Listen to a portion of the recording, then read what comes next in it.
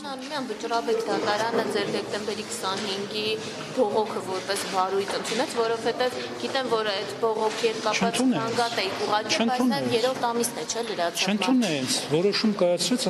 վարույթ ընդունելը մերժելու մասին։ Այսինքն ոչ միայն կոնվենցիան խախտվեց, այլ նաև մեր օրը։ Այլ նաև մի հատ էլ կոնվենցիան խախտվեց նաև ուրիշ տեսանկյունից։ Երկու տեսանկյունից խախտեց, մեկ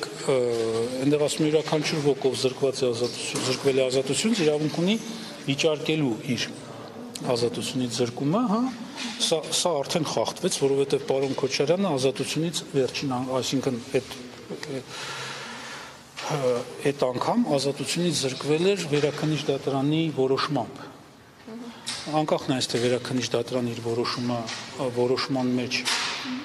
ինչ մտավարժանքներ էր կիրառել, որ ուժի մեջ է թողնում առաջինացանի դատարանի որոշումը եւ այլն, բայց փաստացի պարոն Քոչարյանը զրկվել էր ազատությունից Վերաքննիչ դատարանի դեկտեմբերի 7-ի որոշմամբ։ Հետևաբար կոնվենցիայով պարոն Քոչարյանը պետք է հնարավորություն ունենար գոնե մեկ ատյանում վիճարկել դա։ Վճռաբեկ դատարանը վարույթ չընդունեց պարոն Քոչարյանի վճռաբեկ բողոքը, ինչով խախտեց այդ դրույթը։ Բայց մինչև այդ մենք նաև ասում ենք, որ խախտվել է անհապաղ քննելու սկզբունքը, որովհետև հենց նույն հոդվածի նույն կետի մեջ, այդ 4-րդ կետը 5-րդ հոդվածի, ասում է եւ շարունակում է, չէ, ասում է եւ վերադարձ դատարանը պարտավոր է անհապաղ ազատ արձակել, եթե կալանավորում եղել է ոչ օրինական։ Եվ եվրոպական դատարանը ունի բազմաթիվ վճիռներ, որտեղ ասում է, որ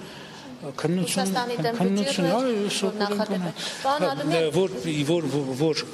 անհապաղ ազատ արձակելու բաղադրիչներից մեկը նա որ նախ պետք է անհապաղ քննի, սա շարունակում։ Պարոն Ալումյան, հա, ու այդ որոշումը, որ որպես վարույթ չի ընդունում, դուք երբ ստացաք, այսինքն արդյոք 3 ամիս անցել էր արդեն։ Չէ, տեսեք, այնտեղ ինքը բողոքը ներկայացնելու պայից 3 ամսվա։ Միակ բանը, ձեզ ասեմ, միակ բանը, որտեղ վճռաբեկ դատարանը օրենքը չի խախտում, դա նա, որ այդ 3 ամսում ուղարկում է վարույթ ընդունելու մերժելու որոշումները, այնպես որ այդ առումով խնդիր չունենք։ Մնացած առումով բոլորը խնդիրներ են։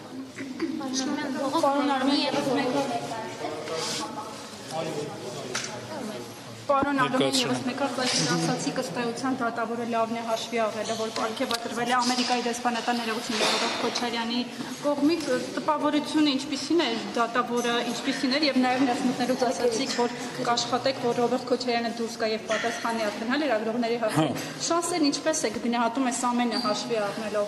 Եթե մենք ունենայինք այս նույն իրավիճակը մի որևիցե շարքային գործով, որտեղ չկային մեծ ճնշումներ, ապա ես ինքս իմ մեջ իհարկե դա չէի բարձրաձայնի, բայց ինքս իմ մեջ շանսերը կգնահատեի 99%։ Բայց նկատի ունենալով այս գործի առանձնահատկությունները եւ այդ նախապատմությունը եւ այն ամեն ինչ որ դուք գիտեք, երևի ինձ այնց էլ լավ որոշ բաներ գիտեք, դրա համար ես չէի ուզի որևիցե կանխատեսում անել։ Ինչ վերաբերում է դատավորի անձին, այո, դու հարցը այսպես էր, որ իսկ արդյոք կարող է կասկած առաջանալ նրա անաչառության հետ կապված, քանի որ ժամանակին Ռոբերտ Քոչարյանի կողմից է պարգևատրվել, այդ առումով ես ասացի, որ ոչ միայն Ռոբերտ Քոչարյանի կողմից է պարգևատրվել, այլ նաև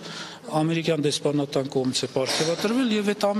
ամենի արդյունքում ոչ թե նրա անաչառությունն է պետք կասկածի տակ դնել, այլ ուղղակի փաստել, որ երևի լավ դատավոր է, էլի որ այդքան պարգևատրվում է։ Պարոն Ալումյան, ներվի դաշինը փոխանակելու այդ հայտնի խոսակցությունների մասին կարող եք ճշտել Ռոբերտ Քոչարյանի հետ քաղաքական հարցեր չեմ քննարկում։